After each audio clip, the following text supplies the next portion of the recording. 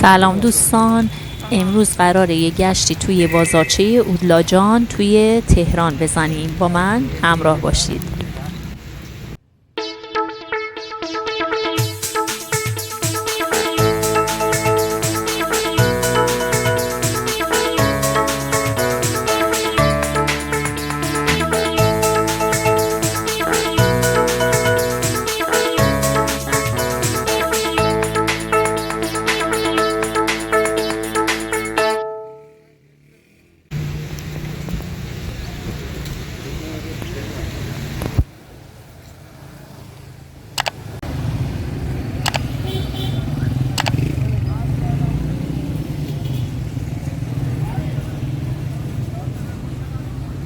دوستان، بازارچه اودلاجان توی محله اودلاجان قرار داره که این محله قدمت خیلی زیادی داره و تاریخچش به دوران قاجار برمیگرده.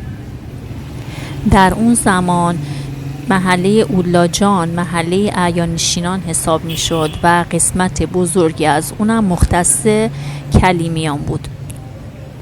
افراد مشهور دیگه‌ای مثل پروین اعتصامی و سید حسن مدرس هم تو این محله زندگی می‌کردن.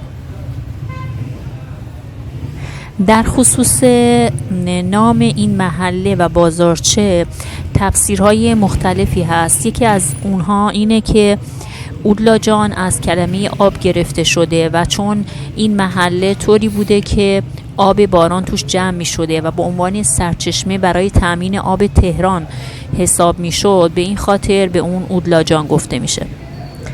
بعضی ها میگن که اودلاجان از کلمه عبدالله جان به لهجه کلیمیان گرفته شده. بازارچه اودلاجان به دوران قاجار برمیگرده و از همون زمان این بازارچه فعال بود، ولی چند ساله که این بازارچه تبدیل شده به بازارچه صنایع دستی. گردشگران داخلی و خارجی برای بازدید از این بازارچه و همچنین خرید صنایع دستی و دیدن محله های دیگه اودلاجان به اینجا میان.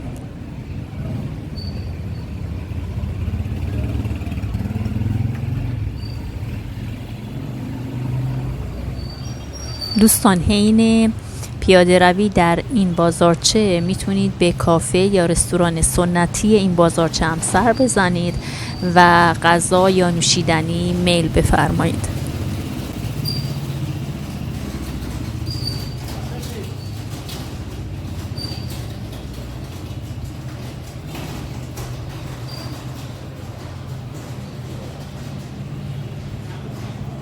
تیمچه اکبریان از مهمترین و قدیمی ترین در واقع قسمت محله اودلاجان هست که قدمتش 260 ساله و در دوران قاجار اولین بانک ایران در تیمچه اکبریان ساخته شد.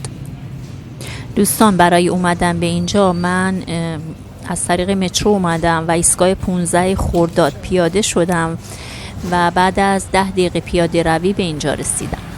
البته شما میتونید این مسیر رو با کالسکه یا ماشین برقی هم بیاد. بازارچه اودلاجان به کوچه یا بازارچه مروی هم راه داره که یکی دیگه از بازارچه های تاریخی تهران هست. من ویدیوش قبلا درست کردم، لینکش رو بالا میذارم، میتونید اونم ببینید. دوستان، ممنون میشم با لایک، کامنت و سابسکرایب من رو حمایت بکنید.